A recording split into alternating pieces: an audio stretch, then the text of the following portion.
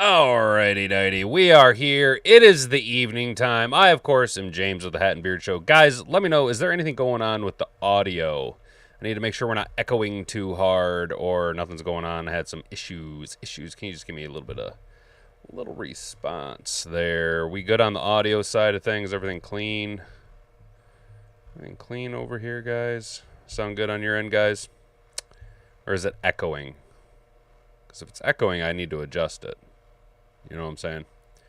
This is clearly how we want to start our evening show. Just making sure everything's... All right, hang on one second. Let me just check over here. All right, cool. Nothing's echoing. Cool. All right, excellent. What's going on, guys? I, of course, am James. It's the Hat and Beard Show. How you doing this evening? We are here for our first ever nighttime broadcast. That's right. We will be coming to you live Monday through Friday, 7 p.m. to 8 p.m., covering the NFL, mostly the Detroit Lions, but of course we talk about NFL headlines. First and foremost, we'll be talking about Brandon Aiyuk being a, being a DA. Diva or a Duma. I have a little bit of a Duma over there. Or Brandon Aiyuk being a Duma. Not doing things any good. Then we're going to talk about the Lions, obviously, with OTAs, and it's the final week here. What the Lions are already doing better than last season. John Macaron over at SI has some news for us. We'll talk about why adding pass rush was a priority for the Lions. And then finally, 5 Lions you might want to temper your expectations for in the Big 2-6 at this time of the year. Of course, guys, we always get way too high on free agents, on UDFAs, on the draft guys. You know, we probably because we play too much Madden. You know what I'm saying? But we'll see what the Slipper has for us over here at A to Z Sports. If you could do me a rock solid before we get too far down the pike, would you mind go ahead and subscribing to the channel? That way the algorithm knows, hey, he's at a new time slot. The clankers are going bananas with us coming in at the new time slot. So I need you guys to kind of pick it up on the back end for me. Go ahead and subscribe to the channel. Hit that like button. Ring that notification bell so that you can be notified every single time we go live Monday through Friday, 7 to 8. I almost hit that 10 to 11. 7 to 8 p.m. right here at YouTube, Rumble, and of course Kick. Don't forget, we are kicking away over there. Do all the things and the stuff and the things. Check out the new intro, guys. All right, I'm going to hand it off to my guy Jocko, and we're going to get into the show. If you can say the word good, guess what? It means you're still alive. It means you're still breathing. And if you're still breathing, well then hell, you still got some fight left in you. So get up, dust off, reload, recalibrate, re-engage, and go out on the attack.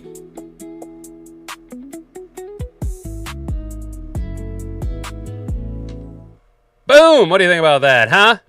So what do you guys think, huh? New digs, new everything. New profile picture across all social media platforms. New setup to the studio. New angles. New intro. We are all new. All better Marvel? I don't know. Something like that. Drop those dancing bananas in the chat. Let me know you there. Hell. Ryan, are you watching Chad Prather? Are you also? Let me just see them dancing bananas in the. All you guys over there on Rumble, go ahead and let me see some of them dancing bananas in the chat over there. Let's get some dancing bananas going on, guys. Let's talk about some dancing bananas. A banana Brandon, banana Aiyuk. Well, he's a Brandon Duma Aiyuk, and in a video posted to Instagram account Sunday afternoon, Brandon Aiyuk spoke about a minute and a half, seemingly offering his first public comments about his current situation with the team. And that is, he's an idiot. He's just a freaking idiot, paired with the caption that reads, if you scared, just say dat. Dat fan. Aiyuk spent most of 91 seconds of the video describing an unspecified entity as, quote, little boys and, quote, female dogs who are afraid. If you're a little puppy, stay on the porch. Right? Aiyuk never explicitly mentioned the Niners by name, But a logical interpretation of the video is that he believes the team is afraid they're chicken shit of the release of him because he could land elsewhere and eventually make it regret letting him go. Yeah, no, not going to happen, bud. You washed. Your brain is pudding and your body is washed. Aiyuk starts the video by comparing who he is dealing with to kids who don't get picked for a basketball game. So they take their ball and go home. Yeah, no, they take their bank account and go home, dumbass. See, this is something that people don't quite understand. You guys know what the golden rule of business is? Do you know what the number one golden rule of business is? That's right. He who has the gold maketh the rules. And you are an employee of the uber wealthy, my friend. You got a little bit of money, but you don't have that kind of money. You know what I'm saying? Then he went on to say someone, presumably the Niners, were afraid of how he could come back and haunt them if he plays football elsewhere. Stop running from the bill. The bill coming, you scared. They scared. Truth is, they scared. They know how I get. They're going to say, oh, yeah, BA did this, BA did that, BA did, that's S .. Allegedly. But when they going to say, is BA suck at football because they know how I get, and they running from that bill, that's on the way. It's inevitable. It's coming. Stop running. Stop being a female dog. Stop being a little cat. Stop running from that bill. Oh, such words just have never, better words have never been spoken. Wow, just saturated in poetry, eloquence. Aiyuk's video is the first time he's seemingly spoken publicly about the ongoing standoff with the Niners. Yeah, well, dude, you're just a douche bag. San Francisco and Aiyuk have been at odds in some capacity for nearly a year, with the situation escalating last July when the Niners voided the remaining guaranteed money on his contract because he did not participate in rehab sessions where the torn ACL, MCL, and meniscus in his right knee. Yeah, they're scared. They're scared. Everybody's scared. Or all scared to see you and your wobbly knee out on the field, you idiot. The Niners then placed Aiyuk on the reserve left team list in December after Aiyuk stopped showing up at the team facility altogether. GM John Lynch said in January that Aiyuk had played his last snap with the team. Good on them. Though the Niners have been hesitant to release Aiyuk because they hoped to find a trade partner for him. And the market spoke. The market was asked, and the market spoketh. The market said, nobody wants you. Nobody was even willing to trade a 3 years down the road 7th round pick. As the offseason is gone, no such trade has materialized, and the Niners have continued to hold on to Aiyuk, in part because Coach Kyle Shanahan said they're, quote, not trying to hook up any other team as fast as you possibly can. Yes, sir. Look, he's been a butthole. The Niners are being buttholes. I don't blame everyone for being buttholes. Aiyuk wants to go play in Washington with Jaden Daniels, right, because they shared time at Arizona State. In Aiyuk's other recent media activity, that preference has been heavily implied. As of Monday afternoon, Aiyuk was following just 5 accounts on Instagram.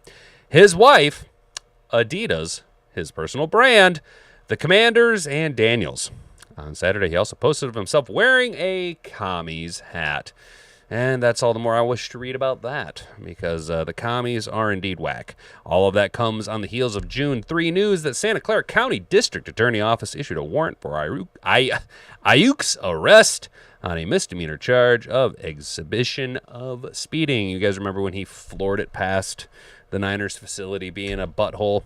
The warrant is in reference to the video that I just talked about, although Aiyuk apologized a few days after initially posting the video. He again responded using Instagram after news of the warrant broke. In that post, Aiyuk offered a video of himself driving a car at a racetrack, noting in the caption that he has some people, quote, in they feelings. Dude, stop. Get some help. Stop it. Get some help. Bro, stop with the Instagram. You are kind of a bitch, dude. Like you're kind of a. This is kind of all this Instagram posting. They and they feelings. Oh, they BA this, BA. Dude. You know what's gonna have happen, guys. Brandon Aiyuk's gonna end up heading and landing in Chicago.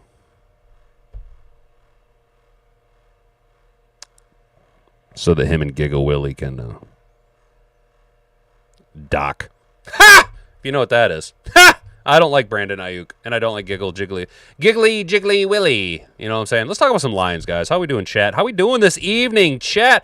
What's going on, you guys? Rallin's in the chat. What's up, Riley? How you doing, brother? Good to see you, man. American Boxer. Hey, man, I appreciate the time that you do have, my guy. I appreciate it. Hey, what's going on, Mike? What's up, dude? Yeah, dude, the clankers be clanking, dude. The clankers are pissed, dude. They hate it when you upload in a different time slot, dude. You know, it's been like almost like I think over a year, maybe 2 years. I don't know, a year of the 10 a.m. upload, dude. And it's just like, bro, they don't like it when you start uploading in a different slot. So the clankers don't know what to do. Ha! But I appreciate your time on this Monday evening, dude. I know you probably got a hard out at 8 p.m. Drop those dancing bananas. What's up, Motown? How you doing, man? God bless. Hope night rocks out for you, dude. Hey, man, I know that nights for you are for family. I appreciate you taking the time and stopping by, dude. That's super what's up with you, man. How you doing, Rick? Yeah, dude. I was wondering how many of you guys maybe tried to show up at 10 a.m. and realized that I wasn't here. I'm glad you're able to come, Rick. What's good, man? I'm happy to see you here, dude. Hopefully things worked out for you. I know you had some business this weekend or Friday you were dealing with. I hope things worked out for you. Kane's in the house. What's good, brother? Sam, dude. Yo, Sam Armstrong's hanging out, dude. Been a while, man. Getting to hang out in the nighttime, dude. The nighttime is the right time. You know what I'm saying? You know what I'm saying, guys? Let's talk about all the little Lions ball, dude. What are the Lions? What the Lions are already doing better than last season. Dan Campbell addresses what the Lions accomplished at OTAs. Here we go. Ba-dum-bum-bum-bum-bum. While the Detroit Lions head coach Dan Campbell may not be particularly fond of this time of year, the coaching staff is still able to assess the roster and how challenges are solved. Detroit's sixth-year head coach, man, it is so crazy to think he's already been here 6 years, was asked last week what the team can do during this time of year and what they could look back and be glad they did in the fall. Quote, I think what you can do this time of year is solve issues. You can create issues for one another and solve issues. And we're going to do much better at that this time of year than we were last year.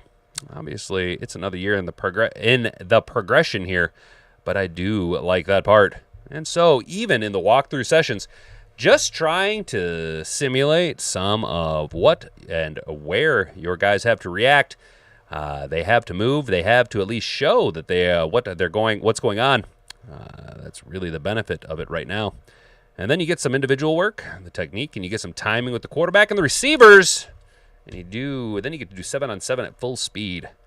Your DBs are getting some good work. Your corners, your safeties, your nickels, your backers and coverage. Yes, that's way to break down the 7-on-7, Dan. So that's good. There's things you can get out of it, and I feel like that's where we're trying to get out of it right now, trying to improve. It's no slight against Dan Campbell. That's just him having to explain it to people in autistic detail. One of the primary objectives Campbell wants to observe is how a player addresses making a mistake. Detroit's coaching staff understands errors will occur, but are not tolerant about a player making repeated mistakes or a player being unwilling to adapt. That's right. You need to figure out what you're doing and fix it. 2 recommendations of you need to, coachability is very important. Quote, you don't want repeat offenders, right? I mean, I think that's one of the big things there. There again, what we are trying to get out of it. I mentioned last week, it's the mental. It's the processing speed. It doesn't mean finish. The violence, that'll come. Campbell said, so then we just need to, can this player learn from that mistake? They've been coached. They are making the same mistake again. Okay, they learned from that. Now they're figuring it out. But can they process it faster? Yes, I don't want to see the mistake time after time. I want to see it one and the done. No more mistake for you. It's the almost identical look. Whatever the call was, and however the offense, defense moves, the coverage, the rotation, the fast motion, man, I can pick those things up like this. That's what you're looking for. Because, I mean, that will have a bearing on us going into training camp.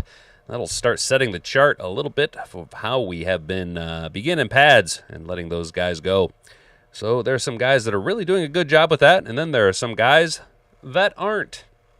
You know, while I was reading this, right there, there's some guys that are doing a good job with it, and there are some guys that aren't. Okay. The emphasis on learning from your mistakes and not repeating them makes me think that there has been some situations where guys aren't, doing what you're told. You know what I'm saying? And they're just like, hey, bud,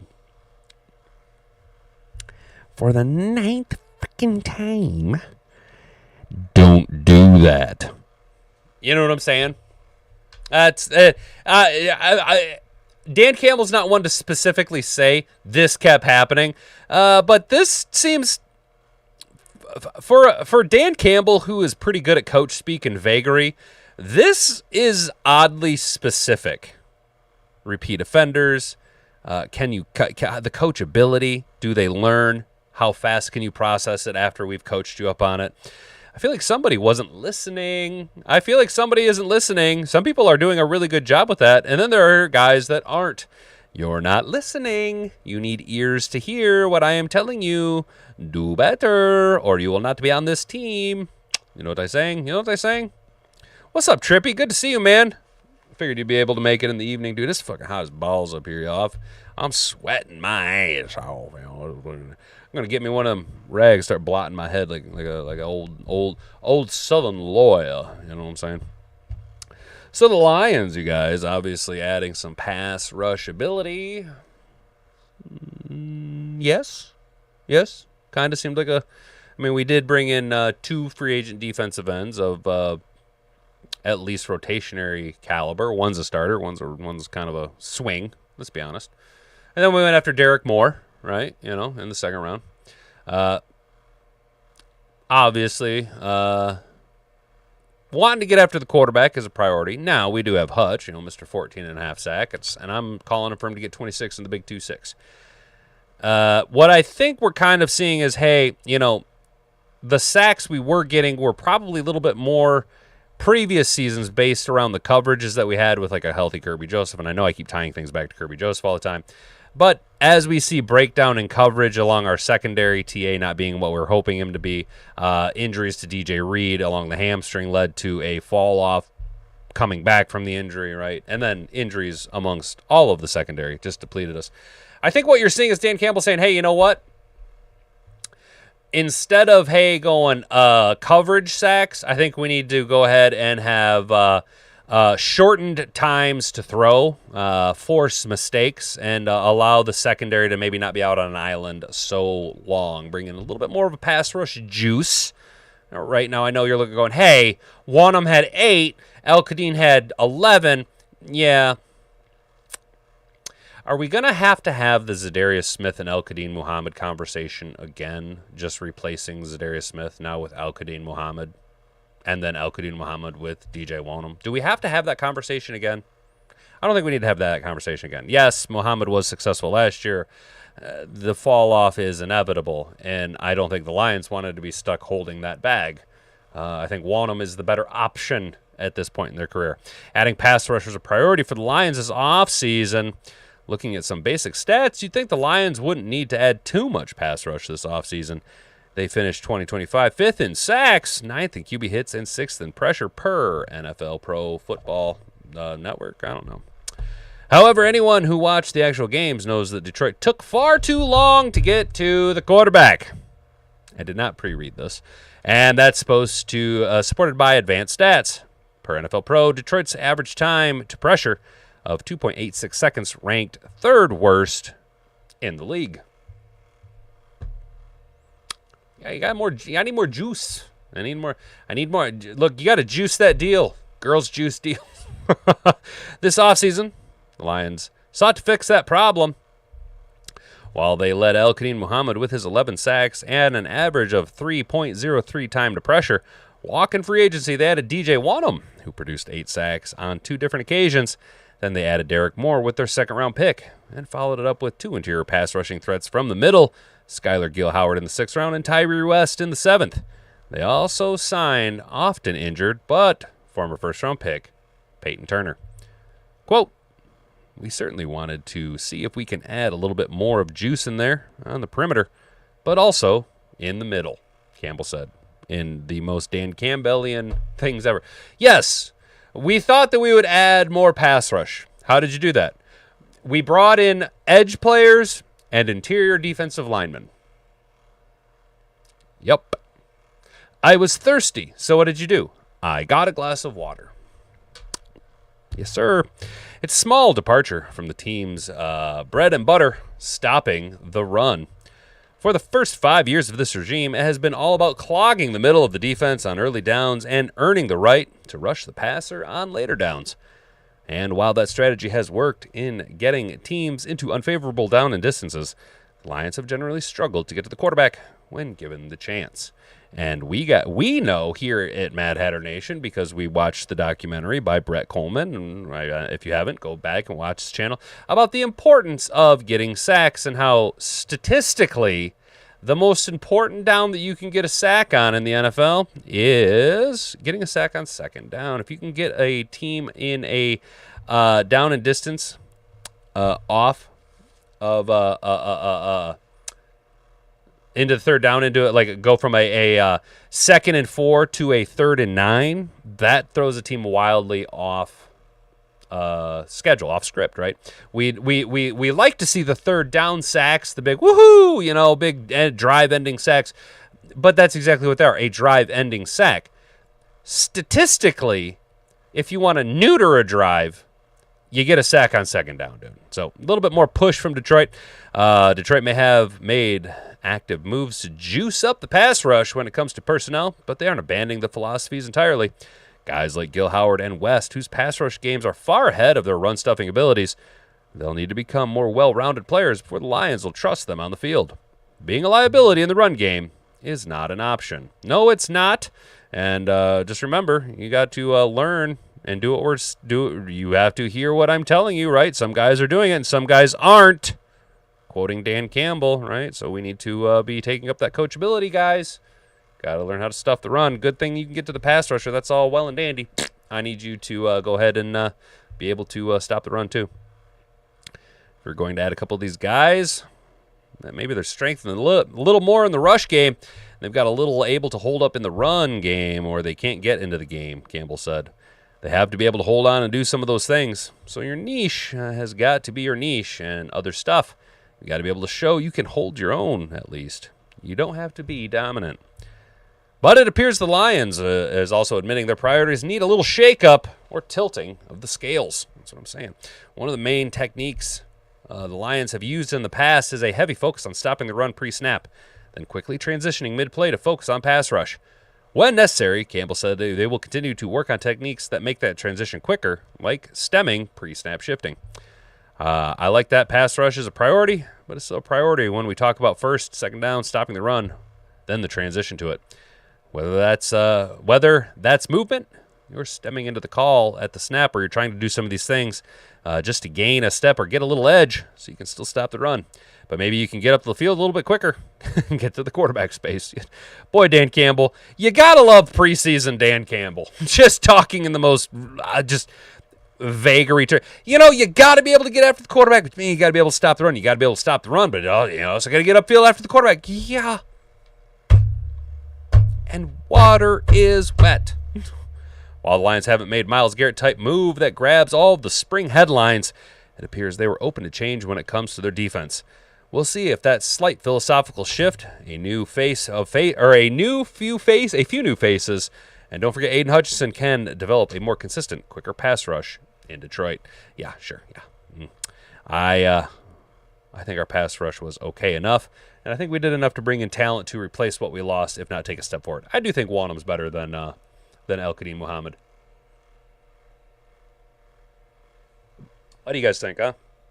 It's fucking hot up here, dude. Holy shit, man. What's up, Mr. Detroit City? Good to see you, brother. I was wondering if you're going to be able to make it to the night show, dude. I know a lot of you guys got evening stuff going on. Damn, I am sweating my ass off up here. Whew. Shoo! Shoo! All right, we're going to polish off this article here. Honestly, we're probably going to get out of here a little bit shorter than the hour-long show, guys. I am far too fucking hot. It is like 1,000,000 degrees up here. 5 Lions you might want to temper your expectations for, guys. Now, I agree. We have this bad habit of getting into the offseason, looking at players, like I said, free agency and then the draft, and we get really, really high on guys, watching their tape. But the reality is you have 22 starters. You have 53 on the active roster, and right now we got like 90 bodies in camp. That ends up being quite a bottleneck of guys, right?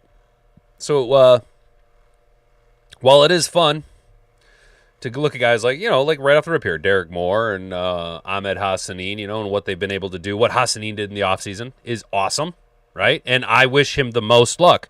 Of course, you all know that my belief is Ahmed Hassanin should become the fullback for the Detroit Lions because that would absolutely break the NFL.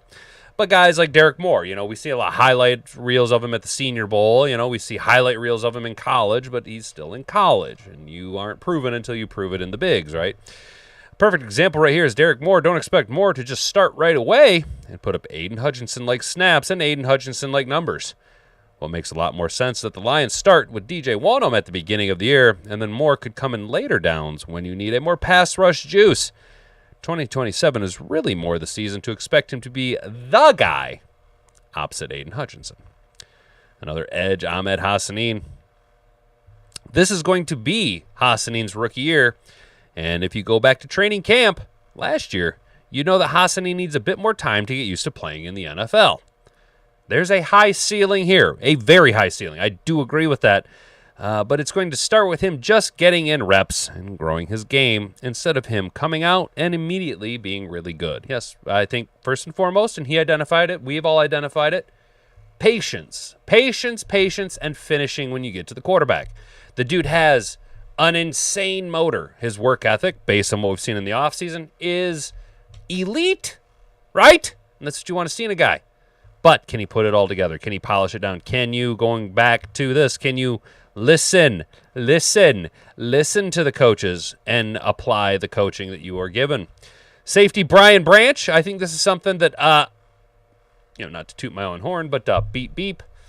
I've been kind of championing the tempering our expectations around Brian Branch, right? Now, yes, just last week we watched the rehab video of him. Seems to be crushing it.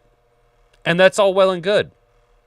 And I've said time and time again, though, I don't want Brian Branch to feel, though, he needs to rush it back. I don't want us to ruin the potential elite career of Brian Branch, the resurgence, the story of coming back from the ruptured Achilles. You know what I'm saying? I don't want anything to retard that development. Let him get healthy. Let him get 100% healthy. Make sure that all lights are green, all flags are good, all systems are go before we engage Brian Branch. And I'm glad to see finally more people talking about it. It's a pretty typical story in the NFL. The guy suffered a season-ending injury, and then he comes back the next season, and there's some rust to shake off. I'd bet my last dollar that when he comes back and isn't the same very good self right off the bat, there's going to be some fans who say he's washed or something like that. He'll be fine by the end of the year. And that's what I'm saying. I know we can look mid-October. I just don't want there to be this unnecessary amount of pressure put on Brian Branch. I just want him to be able to ease into it, not forced it, not rush it, not RG3 his career. You know what I'm saying? I like Brian Branch. I like his play style. Miles Frazier. Now. I don't want to pump the brakes on Miles Frazier. I know there are a lot of Lions fans who think Frazier can come out and beat Mormon Oaks, Christian Mahogany right away. But it's good to keep in mind this summer will be Frazier's first training camp ahead of his first full season. Remember last year he missed a good chunk of time.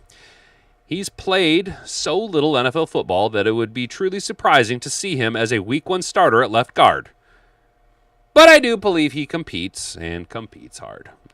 Yes, I think Frazier's upside is his flexibility along the offensive line, though honestly, I wouldn't be surprised if Juice Scruggs is just your number 1 guard and center as far as your depth piece. Not your starting guy, but Juice Scruggs is your backup for the left, right, and center, right? If not, he's backup for center and the other, and Ben Barch is your number one for the opposite guard spot. I'm not saying Ben Barch is all that in a bag of potato chips.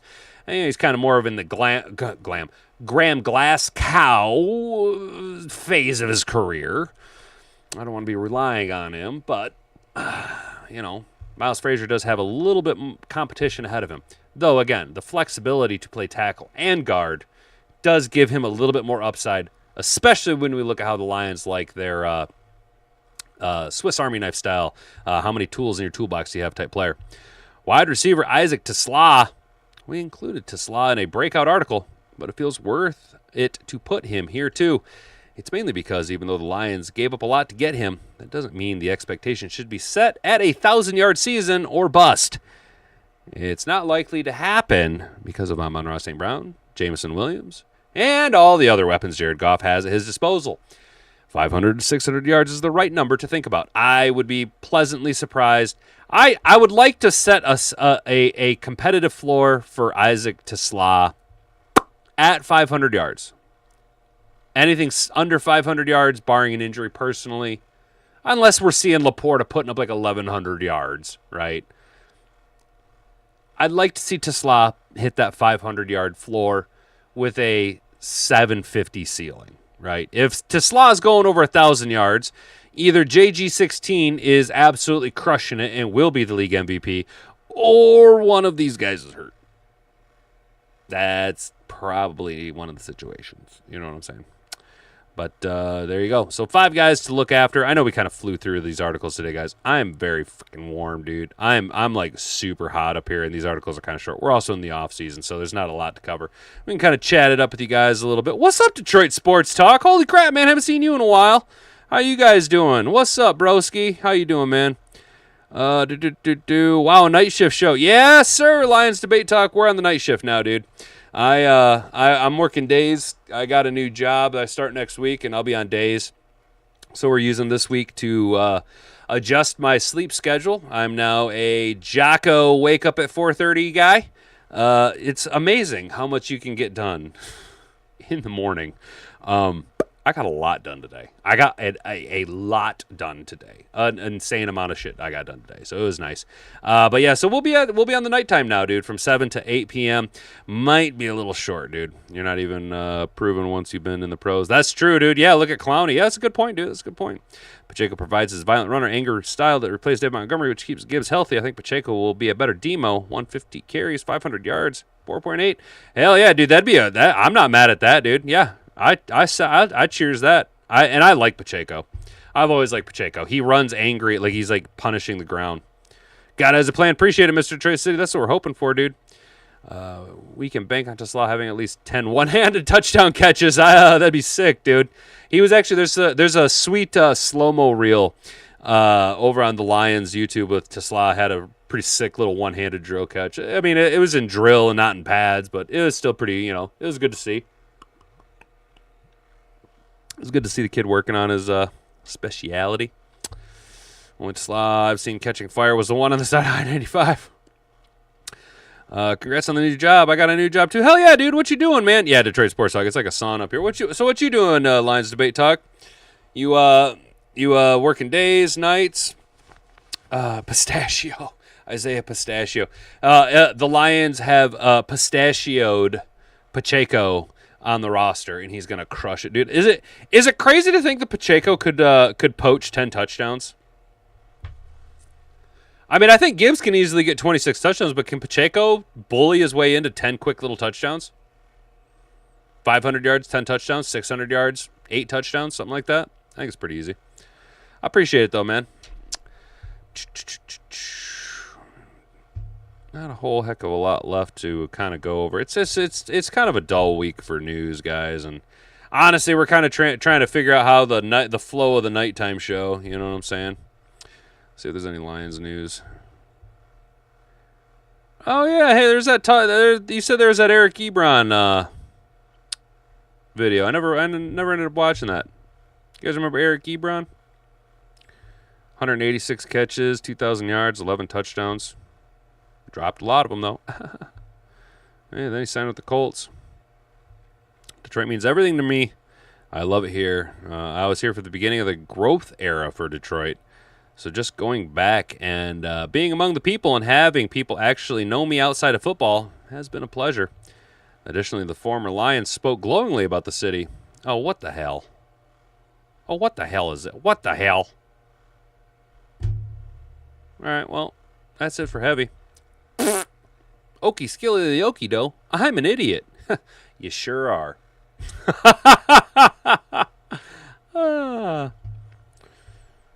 Broncos linebacker Jonathan Cooper arrested on DA. Oh, man. Really, dude? Well,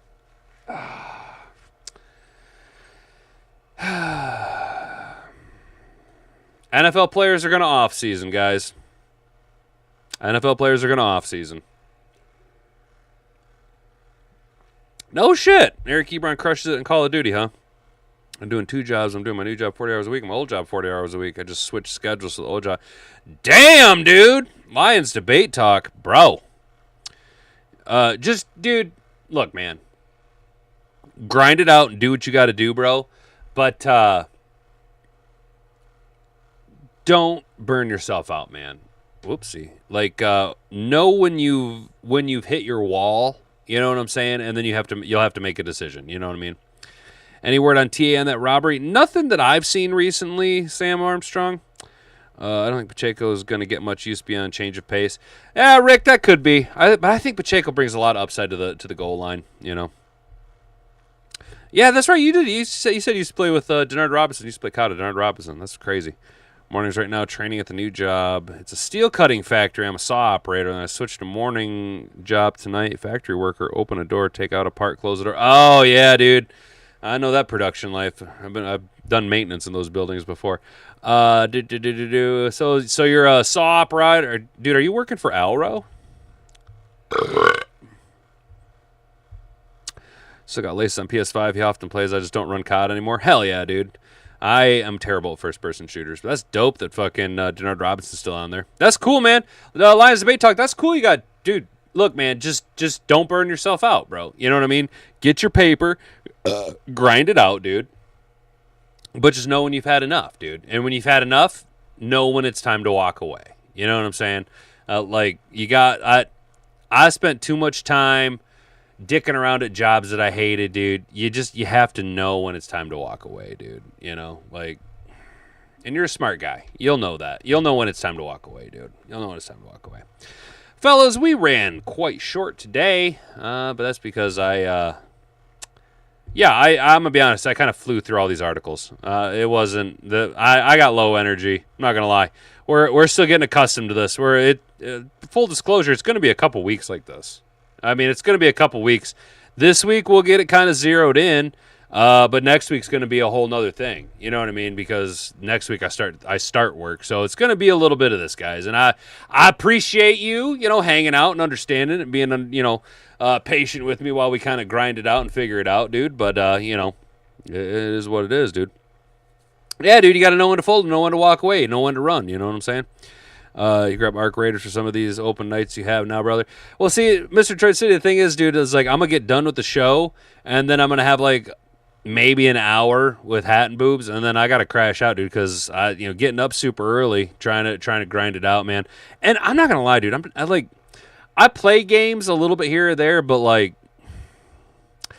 video games aren't really doing it for me so much anymore, And not for nothing, but I still got a PS4, dude. You know what I mean? Like, I just got old consoles, and I looked at buying a PS5, but it's like, oh, I could spend all this money elsewhere. Appreciate that the other job didn't want to give me the money I needed, so I found another job that the old job is going to become part-time very shortly as soon as I'm stacked up. Good, dude. It's good to have a plan, dude. That's what's up, man. I'm glad you have a plan. I don't know you, bro. I'm glad, though, that the people of Mad Hatter Nation, you guys are smart. You're like, no, I have a plan, dude. I'm not just fucking swinging my dick into an outlet, dude. You're like, I have a plan, brother. That's what's up, dude. That's what's up. Not burn myself out. I'm going to the old job eventually. Said, if you don't like it, go find it. So I found a better one. Good, dude. Hell yeah. Skipper said no Kirby Joseph, no Byron Branch, and the safety's still a concern for the Lions. So far they haven't been in, or the slipper. So far we'll see though. We'll see. And not for nothing, Christian Eisen's pretty good, dude. Christian Eisen's pretty good, and Chuck Clark is a long-time starter. Dude. We'll be fine. Extraction-based limit. You have 30-minute rounds to help when adulting. Yeah, that's dude. That's true. That's what I'm saying. We got hard lines on everything. What's that about Derek Moore? Dude. Did I miss? I swear I just seen something. Nope. I'm just reading all crazy. Appreciate you, Riley, dude. Hey, we'll get it all polished down, guys. We'll get the rough edges polished down on the night show, dude. You know, I did a lot today. I did a lot of shit. You have no, dude. At like 11:30, I was like, well, I've done everything I needed to do today. Like, I did more today between 4:30 and 11 a.m. than I normally get accomplished on the second shift lifestyle. Like, I got so much done this morning, dude. It was wild. It was so wild to have all this time on my hands. So, hell yeah, dude. Mr. Trade City is buying an RV. Riley, try and help him out, dude. Try and hook him up there. Hook him up with the old Walter White special, dude. The Crystal Spaceship. Well, fellas, that's going to be it today. We ran short. It is what it is. We'll get it all polished out. Have yourself a good rest of the day. Stay out of trouble. Don't do anything I wouldn't do. I'm James with the Hat and Beard Show. You've been an attentive audience. Make sure that you slap the like button on the way out the door. Hit that notification bell so you can be notified when we go live Monday through Friday, 7 to 8 p.m. The night time is the right time. We'll see you then. Until next time, bonga bonga.